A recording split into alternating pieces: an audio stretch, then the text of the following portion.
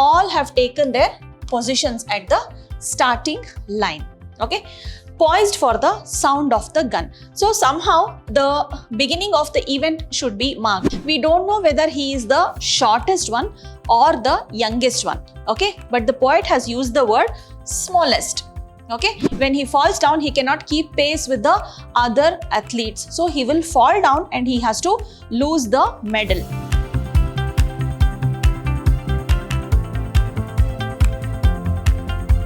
Hello everyone, I am Dr. Shalini, Professor of English, Vidhyaashram First Grade College, the Temple of Excellence, MYSURU. Today we are here to discuss about the poetry part prescribed by University of Mysore for first sem B.B.A. So we are going to discuss about the poem 9 Gold Medals. Okay, so let us understand what is there in this session. So we are going to discuss about the poet and we are going to see the text along with the summary.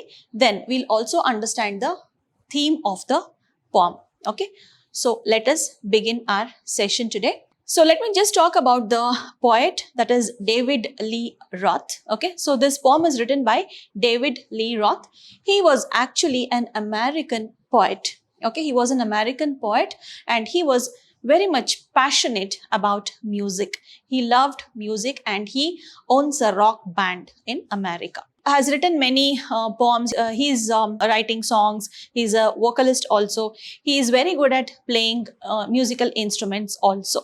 Okay, so he's a wonderful guitarist and also a harmonica player. So we just spoke about David Lee Roth, who is the poet of this poem, the 9 Gold Medals. Okay, so let's begin with the text. Okay, so there are altogether 8 stanzas over here. Okay, so this poem is actually written in free verse. It does not have rhyme scheme. Okay, so altogether, let me just tell you, no rhyme scheme. Okay, so there is no rhyme scheme. That I mean to say, there are no rhyming words as such. Okay, so no rhyme scheme. It is written in free verse. Okay, so when there is no rhyme scheme, you call it as free verse. It is just a narration written in form of a poem. Okay, so let us begin with the first stanza. So the athletes had come from all over the country to run for the gold, for the silver and bronze. Many weeks and months of training, all coming down to these games. So here the poet tries to tell us how much of training they had put into for this, to compete in this event. Okay, so the athletes had come from all over the country. So there were altogether many athletes who had come from various countries. Okay, so they were here from various countries and they had put in lot of effort. Okay, so they had put in lot of efforts, weeks and months together. They had got the training. Okay, so they wanted to exhibit that in these games. Okay, so he's talking about this event. They were running for gold, silver and bronze. They were participating in this event for gold, silver and bronze medals. Okay, so that is what they were competing to. So let us move on to the second stanza. The spectators, this one is the poet is talking about the audience. Okay, the spectators gathered around the old field. So they have already entered the ground wherein the event has to take place, to cheer on all the young women and men. So altogether there were many events that were taking place from morning. Now there were many athletes, there were many, the participants who were there. They were men and women. The final event of the day. So from morning some events were taking place. This was the final event. Okay, so there was some event that had to happen and that was the final event. That was the last event of all the events that were taking place. Was approaching. It was about to begin. Excitement grew high to begin. It was about to begin. So that time the audience actually, they were all actually very excited to watch the last event of the day. So moving on to the third stanza. The blocks were all lined up for those who would use them. So here the blocks means the starting line. So there will be some blocks that will be just kept for them to start the race. So they are talking about some blocks, that is the starting line. Okay, a 100-yard dash. So this was a 100-yard or 100-meter running race. Okay, so this was about the running race that the poet is talking about. So 100-yard dash, the race to be run. So it is a running race in which the athletes were going to participate. There were 9 resolved athletes. The word resolved, they were trained very well. Okay, so there were 9 athletes. Okay, altogether 9 athletes in the back of the starting line. So they all have taken their positions at the starting line. Okay, poised for the sound of the gun. So somehow the beginning of the event should be marked. That is like it has to be told that the race is going to begin. Okay, so this poised means to wait calmly. They were all prepared for the sound of the gun. Okay, so poised actually means they were waiting calmly, you can say. Okay, they were all prepared, waiting calmly, or prepared, anything for that matter. Okay, mentally they were prepared. Okay, and they were waiting for the gunshot to be heard. Then the signal was given, the pistol exploded, so that trigger was pulled. Okay, the gun trigger was pulled and the gun was shot, and so did the runners, all charging ahead. So the race began and the runners also, they started running. Charging means to run. Okay, so they also started running. But the smallest among them means among the athletes. Okay, the smallest. We don't know whether he is the shortest one or the youngest one. Okay, but the poet has used the word smallest. Okay, so he might be shortest, he might be the youngest of all the athletes, but we'll also use the same word, the smallest. Okay, the smallest among them, he stumbled and staggered. Stumbled is to trip and fall down. Okay, so you just trip and fall down, right? You're walking and you come across a stone or something which you don't notice, then you trip and fall down. Okay, so he trips and he falls down, stumbled and staggered. Somehow he fell down and fell into the asphalt instead. Asphalt to the ground, or maybe that track what the poet is talking about. So he fell on that. So that means he just stumbled and he fell down to the track. Okay, so he could not run further. He gave out a cry in frustration and anguish. Okay, anguish, it is again this frustration or maybe the pain what he has in his mind. Okay, so the pain, the grief. Okay, so that is called as anguish. Okay, his dreams and his efforts all dashed in the dirt. So when he fell down, all his dreams, all his hopes were all shattered. Okay, he fell down, he will lose the race now, isn't it? When he falls down, he cannot keep pace with the other athletes. So he will fall down and he has to lose the medal. Okay, all his dreams, his efforts, he knows how much pain he has taken. He knows how much effort he has put into come to this race. But now everything is dashed in the dirt. It has just gone waste. But as sure as I'm standing here the poet tells that this what incident is you are going to see now further. That is as true as he standing there.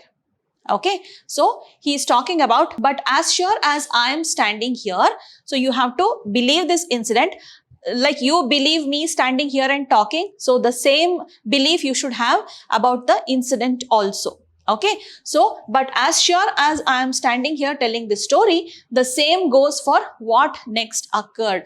That means he's talking about some incident that happened after this falling down of the athlete. Okay, so there is something that happened which you also have to believe. You also should trust that. Okay, so what was that? The 8 other runners pulled up on their heels. So they were running, they just stopped. Pulling up on their heels. It's an idiom that means they also stopped running. What did they do? The ones who had trained for so long to compete. Even they had put in effort. Okay, so the one who fell down, he also had put in equal effort compared to those who were running. Okay, they also stopped. Those who were running, the 8 athletes who were running, they also stopped. Okay, so they also had put in lot of effort. They forgot their effort. They just left everything and they stood. They stopped running. One by one, they all turned around and went back to help him. Here, him means the person who fell down. So one by one, all the athletes, they stopped the race. They went back to help him. What did they do? And brought the young boy to his feet. Bringing somebody to his feet or her feet means to make them stand. Okay, one who has fallen down, to lift them. Bring back somebody to their feet means to lift them and keep them straight. Okay, so they brought back that young boy to his feet. That means they made him stand. What happened next? So this was really a surprise, isn't it? All of them, they didn't want to run. They stopped the race. They came back and they helped the boy to stand still. Then what happened? Then all the 9 runners. So now there were 9 runners. 8 came back. They lifted the one who had fallen down and they joined hands. All the 9 runners joined hands and continued the 100-yard dash. Okay, they continued that 100-meter run, but now it was not running. It was reduced to a walk. One person is injured. Now what they did? Everybody held hands and they were walking together. Okay, it was not running race now. It was just a walking. Okay, and a banner above that said Special Olympics could not have been more the mark. So what happened? There was a banner, Special Olympics. It was actually special because all of them who had participated were physically challenged. Okay, they were all physically challenged, or you can also say differently abled. Okay, you don't say physically challenged nowadays. Instead, you say differently abled. Okay, so you are not supposed to use this physically challenged. For those who are not able to walk or like physically handicapped, you say differently abled. Okay, they might have some other skills which we don't have, which we lack. Okay, so they are called as differently abled. So that is why it was called as Special Olympics. Okay, so this event took place in Special Olympics. Now, there was a banner in the end, that is in the finish line, there was a banner that said Special Olympics. All of them, they were standing under the banner. Okay, so all of them, they held each other's hand and they were standing below that banner, and that said it is Special Olympics, could not have been more on the mark. Okay, above this phrase Special Olympics, there is nothing else for us to talk about this incident. Okay, it is indeed very special, isn't it?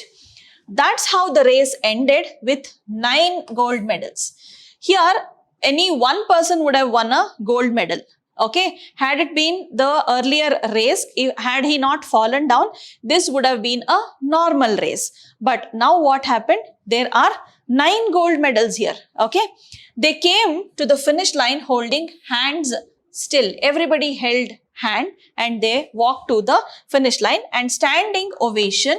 Okay, so the audience actually, they stood up and they appreciated the empathy shown by the other 8 runners. Okay, the standing ovation, the audience stood up and they started clapping. They started applauding for the 9 runners and 9 beaming faces. Beaming, very happy. Okay, so there is a wide smile on everybody's face. 9 beaming faces, 9 happy faces, you can say. Okay, so said more than these words ever will. Other than the Special Olympics and other than the words which are described here, the faces actually told the whole story. Okay, so there were a lot of things that the happy faces conveyed to the audience. Okay, so this is the overall incident, and this is what is told in the poet by like he refers to this as Special Olympics. Okay, so this Olympics was not special just because it was for